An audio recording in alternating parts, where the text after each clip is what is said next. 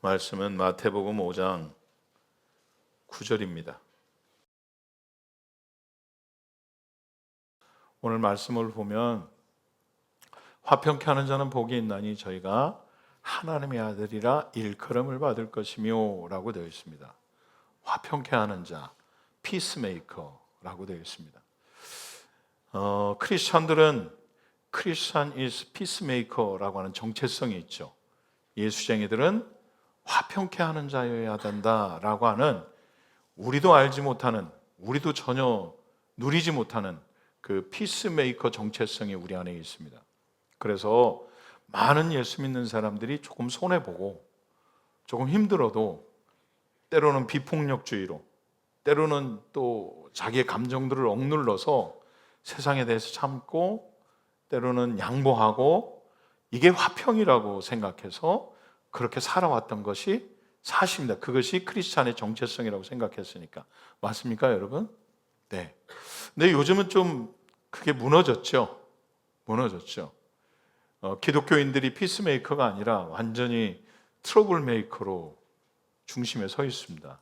하지만 오늘 마태복음에 등장하는 이 화평케 하는 자라고 하는 것, 청결한 자가 빠졌죠, 여러분.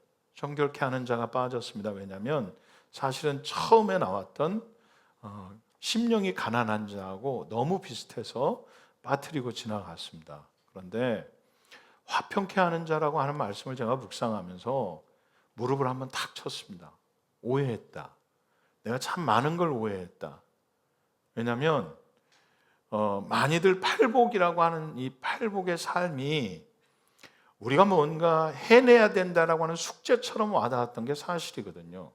심령이 가난해라, 또 온유해라, 혹은 뭐 의에 줄이고 목말라 해라, 뭐 이런 것들이요.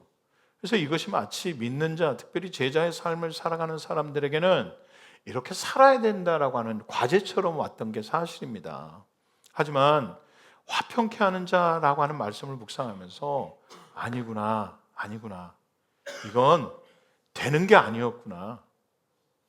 이건 우리가 숙제처럼 받았지만 이건 숙제를 내가 할 수 있는 숙제가 아니었구나. 마치 심령이 가난한 자라고 하는 그 빈 마음 가운데 또 예수를 바라보면서 이 애통하면서 가슴을 친 자들의 심령 가운데 하나님이 부어주시는 특별한 은혜가 있을 때만 이게 가능한 거였구나. 여러분, 결론부터 말씀드리면 화평은 여러분들이 할 수 없습니다. 여러분, 죄송합니다. 여러분들은 화평케 하는 자, 피스메이커의 삶을 살으라고 끊임없이 들어왔고 그렇게 여겨지고, 이게 마치 그리스도인의 정체성처럼 내가 이렇게 살아야지, 적어도 예수 믿는 사람이니까 양보해야지, 참아야지 라고 살았을 수는 있습니다만, 하지만 여러분, 그 억지로 해내는, 숙제처럼 해내는 이것은 늘 한계를 가지고 있었다는 거죠. 그리고 내 감정과 내 삶의 변화에 따라서 때로는 화평이 분노가 되기도 하고, 참았고 양보했던 것들이 이것이 화로 치밀어 오르는 일들이 수도 없이 있었습니다. 맞습니까? 그래서 화평케 하는 것은 안 됩니다. 우리는 스스로 할 수 없는 존재들입니다. 그러면 도대체 화평이 뭐냐라고 하는 거예요. 분명히 화평케 하는 자, 평화를 만드는 자, 피스메이커라고 했는데 이건 도대체 뭐냐라고 하는 거예요. 그러면 화평이 뭔지부터 한번 보십시다. 유대인들은 인사할 때, 만날 때마다 샬롬, 샬롬 합니다. 여러분, 이게 인사라고 하니까 단순히 우리나라가 안녕하세요, 식사하셨어요, 밤새 평안하셨어요 라고 우리도 그렇게 인사했잖아요. 워낙 침략이 많았고 밤에 잠자고 일어나면 누가 사라졌는지 모르게 사라졌고 때로는 죽었고, 그러니까 밤새 평안하셨어요, 안녕하셨어요, 때로는 워낙 못 먹고 살았으니까 식사는 하셨어요. 이게 인사가 됐잖아요. 그렇겠죠? 이스라엘 백성들도 마찬가지입니다. 워낙 침략이 많았고 걔들은 밥 먹었냐고는 안 물어보지만, 하지만 샬롬이라고 묻습니다. 평안하십니까? 그런데 오해하지 마셔야 될 게 있습니다. 우리나라의 안녕하십니까 하고는 좀 다릅니다. 아니, 어찌 보면 완전 다릅니다. 우리는 밤새 안녕하셨습니까? 평안하십니까? 라고 묻지만 히브리어의 샬롬은 정확하게 표현하면 이렇습니다. 밤새 안녕을 이루셨습니까? 밤새 평안함을 이루셨습니까? 라고 우리가 못 본 동안 당신은 평안함을 만들어내셨습니까? 라고 묻는 겁니다. 이상하죠? 샬롬이 뭐길래요? 샬롬은 여러분 안녕이 아닙니다. 샬롬은 평화가 아닙니다. 샬롬의 진짜 뜻은 완벽함, 완전함, 온전함의 뜻입니다. 뭐라고요? 완전함, 온전함, 완벽함입니다. 누군가가 집을 만들면서 벽돌을 쌓습니다. 근데 이 벽돌을 쌓다가 귀퉁이가 나가거나 하나가 비거나 하는 건 샬롬이 아닙니다. 잘 쌓아서 축대를 잘 쌓고 성을 잘 쌓아서 성벽을 잘 쌓아서 틈이 없이 누구도 침략할 수 없을 때, 누구도 어떤 침략도 막아낼 수 있을 때 그것을 우리는 비로소 샬롬이라고 표현합니다. 완전한 상태입니다. 또는 하나님께 올려드리는 제물을 드리는 이 제단을 만드는 돌들이 깨어진 데도 없이 금간 데 없이 흠 없이 완벽하게 올려드릴 수 있는 제단을 만들 수 있을 때 그것을 샬롬이라고 합니다. 온전함, 완전함, 완벽함의 상태, 그게 샬롬입니다. 근데 여러분 한번 생각해 보세요. 사람에게 인사하는데 샬롬 한다니까요. 완전할 수 없는 인간입니다. 죄 많고 흠 많고 실수투성이인 인간에게 샬롬, 당신 온전하십니까? 당신 완전합니까? 라고 묻는 겁니다. 말이 됩니까? 안 됩니다. 안 됩니다. 인간은 그런 존재입니다. 아무리 애쓰고 평화로우려고 하고 화평하려고, 화친하려고, 친구하려고 애써도 그게 다 자기 중심에서 나온 것들입니다. 죄를 가지고 태어난 인간이 누군가에게 화평할 수 있는 일, 이것은 늘 한계가 따른다는 것입니다. 그런 인간이 샬롬, 때로는 샬롬을 만들어내야 될 자, 피스메이커가 된다라고 하는 건 사실은 불가능한 일입니다. 불가능합니다. 그래서 그 불가능을 가능케 하시려고, 평강의 왕이신 그분이 우리 가운데 육신을 입고 오셨습니다. 아멘이십니까? 여러분 이사야 9장 한번 찾아보세요. 제가 표준세 번역으로 읽어드릴게요. 한 아기가 우리에게서 태어났다. 우리가 한 아들을 얻었다. 그는 우리의 통치자가 될 것이다. 그의 이름은 기묘자, 모사, 전능하신 하나님, 영존하신 아버지, 평화의 왕이라고 불릴 것이다. 그의 왕권은 점점 커지고 나라의 평화도 끝없이 이어질 것이다. 하나님이 열심히 이를 만들어 가실 것이다. 예수 그리스도는 우리 가운데 기묘자요, 모사요, 영존하시는 왕, 평강의 왕, 그분으로 오셨습니다. 그리고 그분은 이 땅 가운데 평화가 영원히 지속되도록 하나님이 열심히 이를 만들어 가실 것이라고 표현하십니다. 사람은 만들 수 없죠. 사람은 그렇게 할 수 없습니다. 여러분 그냥 요즘 세상에서 일어나는 일 보시면 됩니다. 나라의 수장이 한번 바뀌면 바뀔 때마다 여간 힘든 게 아닙니다. 미국이 대통령을 한번 바꾸더니 여러 나라가 피해를 보고 있습니다. 그냥 단순히 경제 정책이다라고 말하기에는 이건 좀 무리가 있습니다. 전 세계가 요동합니다.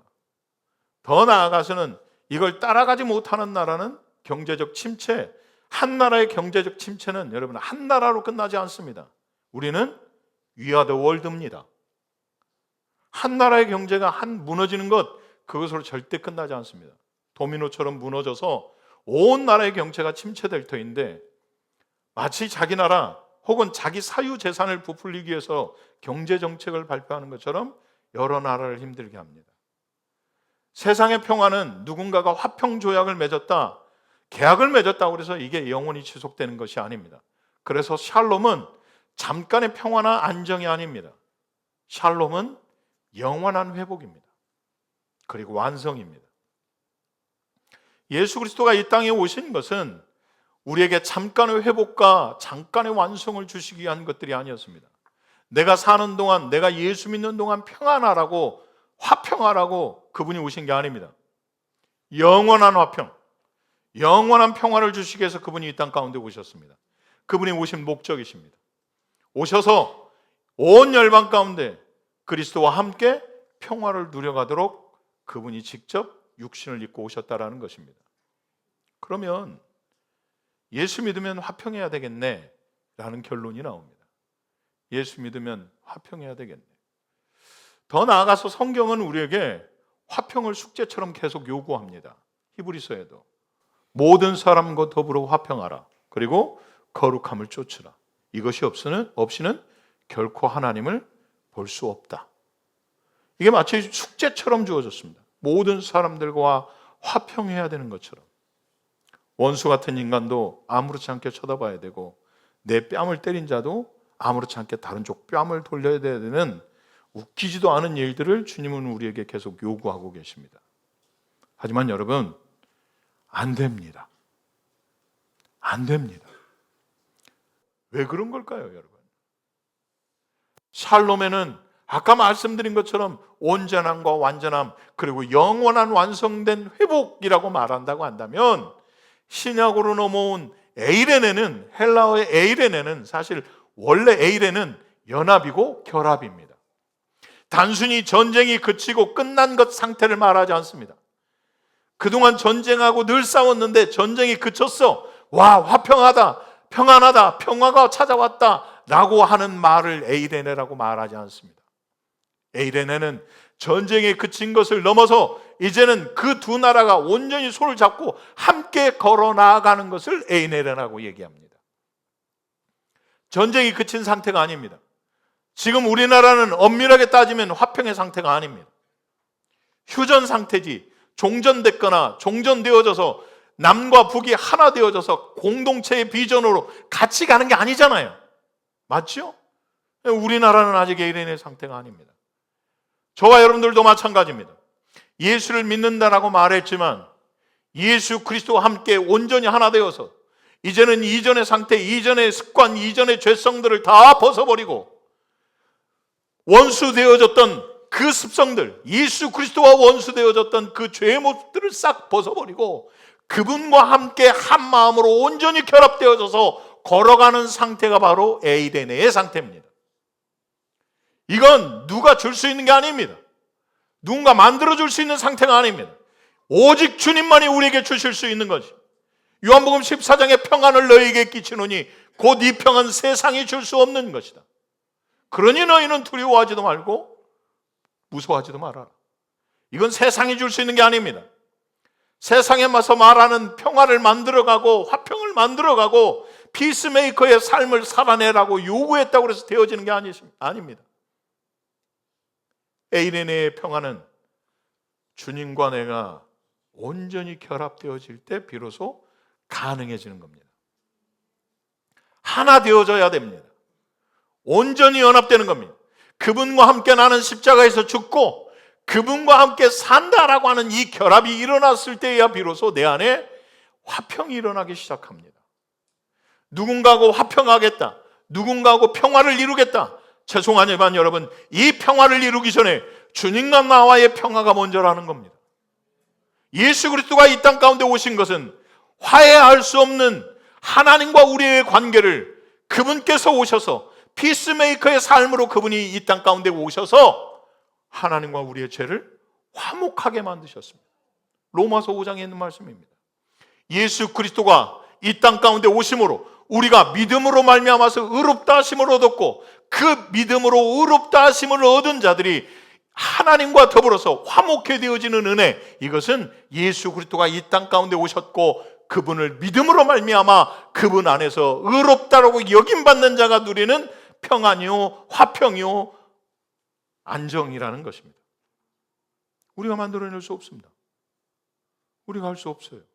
죄송하지만 누군가하고 친하게 지내야 되겠다, 화평하게 지내야 되겠다, 내가 이제는 예수 믿는 사람이니 피스메이커가 돼야 되겠다라고 결단하고 애쓰지만 여러분, 그 결단을 얼마 가지 못합니다. 그 결단을 만들어내기 이전에 나의 평화에 그리고 나의 평안에 피스메이커이신 예수 그리스도와 온전히 합하는 겁니다. 그게 유일한 길입니다. 오직 한 길. 그분과 내가 평안하고 그분과 내가 평화를 누릴 때 이 피스메이커의 삶이 나도 모르는 사이에 흘러가게 되어 있습니다. 이게 평안입니다. 화평케 하는 자 복이 있다. 하나님의 아들이라 일컬음을 받을 것이다. 왜요? 화평케 하면 와, 저 사람 평안을 이루었어. 저 사람 누구랑 있어도 평안한 사람이야. 그래서 하나님의 아들이 된다고요? 그럼 여러분 노벨 평화상 받은 사람들 다 하나님의 아들이라니까요? 아니에요. 아니에요. 그래서 하나님의 아들이 되는 게 아니에요. 피스메이커이신 그분과 내가 연합되어져서 하나님의 아들이시고 독생하신 영광을 가지신 예수 그리스도가 나와 연합되어져 있을 때 나 또한 하나님의 아들이라 일컬음을 받게 되는 거예요. 이해되셨어요? 그분과 연합되어져야, 하나님의 아들이신 그분과 내가 연합되어져야 세상에서, 그리고 하나님으로부터 하나님의 아들이라고 하는 칭호를 얻게 된다는 거죠. 평안해서, 누군가를 도와서, 위로해서가 아니에요. 그분과 온전히 연합되어진 피스메이커가 되어져서, 피스메이커와 연합되어진 피스메이커가 되어졌기 때문에 하나님의 아들이라 일컬음을 받게 된다는 거죠. 그런데 제가 이 말씀을 준비하다 이런 생각을 했어요. 과연 그럴까? 예수 그리스도가 과연 피스메이커였을까? 그를 믿고 따르는 자에겐 피스메이커였지만 수많은 사람들에게 예수는 트러블메이커였죠. 맞습니까? 기득권을 가진 자, 그리고 자기의 법을 가진 자, 자기 소견에 오른 대로 행하는 자들, 또 죄가 여전히 남아있는 죄를 가진 인간들에게 예수는 결코 피스메이커일 수 없었겠죠. 그래서 결국 그를 향해서 돌을 던지고 십자가에 못 박으라고 외쳤던 거 아니겠어요? 예수는 여러분 누군가에겐 피스메이커였지만 기득권자들, 세상에 대해서는 피스메이커일 수 없었겠죠. 그는 그들의 시각에서는 트러블메이커였어요. 저는 예수쟁이들의 삶이 그래야 된다고 생각해요. 피스메이커여야 된다고 생각해서 모든 자들에게 다 피스메이커의 삶이 아니라 때로 내가 예수 믿는 것 때문에, 내가 예수쟁이여서 누군가는 나를 트러블메이커로 인식할 수도 있겠다라는 거예요. 그럴 수 있겠죠, 여러분. 내가 예수 믿는 것, 주님의 말씀을 따르는 것 때문에 누군가는 나를 트러블메이커로 여길 수도 있겠다라는 거예요. 함께 다 직원들이, 직장인들이 다 모여서 회식하는데 나는 예수 믿어요. 나는 예수쟁이에요. 그래서 나는 결코 술잔을 보는 것도 싫습니다. 라고 말했다고 한다면 그는 나머지 술잔을 받은 사람들에게 그는 트러블 메이커인 거죠. 맞습니까? 맞아요? 예수를 믿는다라고 말하면서 야, 예수 너만 믿냐? 우리도 예수 믿어. 라고 그렇게 말하면서 함부로 하나님을 욕되게 하거나 혹은 하나님의 예배를 경홀히 여기는 자들에게 그는 분명히 트러블 메이커겠죠. 너만 예수 믿냐? 우리도 예수 믿어. 근데 우리는 이렇게 사는데 너는 트러블 메이커예요. 누군가에게는 트러블 메이커일 수 있지만, 하지만 주님께서 나를 피스메이커라고 인정하시는 그 순간부터는 누구도 나를 하나님의 아들이라고 칭하는 그 칭호를 빼앗아갈 수 없다. 없다, 여러분. 누가 나를 트러블 메이커라고, 하나님의 말씀대로 주의 뜻대로 산다고 그래서 트러블 메이커라고 칭한다고 그래도 그분이 나를 하나님의 아들이라고 칭한 순간부터는 누구도 그 칭호를 빼앗아갈 수 없다. 로마서 8장의 약속이에요. 사랑하는 여러분, 저는 여러분들에게 피스메이커가 되라고 말하지 않겠습니다. 그리고 여러분들을 보고 트러블 메이커가 되라고도 말하지 않겠습니다. 예수 그리스도와 합하십시오. 예수 그리스도와 온전히 합하십시오. 그러면 하지 말라고 해도 되어지는 은혜가 여러분들의 삶 가운데 일어나게 될 겁니다. 참지 말라고 그래도 참아줘야 되는 상황이 올 거고, 견디지 말라고 그래도 견뎌야 되는 일들이 여러분의 삶 가운데 계속해서 펼쳐질 겁니다. 주님의 열심으로 여러분들을 만들어 가실 거고 이루어 가실 거라고 저는 확신합니다. 사랑하는 여러분, 내일부터 넌 컨퍼런스입니다. 저는 이 컨퍼런스가 여러분들이 예수와 온전히 합하는 때가 되어지길 축복합니다. 혹 그분과 합하여진 관계가 조금이라도 틈이 생겼다고 한다면 이 기회에 주님의 말씀으로 기도함으로 예배함으로 그분과 다시 딱 달라붙어서 그분과 함께 있음으로 말미암아 하나님의 아들이라 칭함을 얻고 그분과 함께 있음으로 말미암아서 평화의 왕 그분과 함께 결합됨으로 말미암아서 나 또한 평화의 사람이 되어지는 은혜 있기를 축복합니다. 그러니 사모하십시오. 여러분 사모하십시오.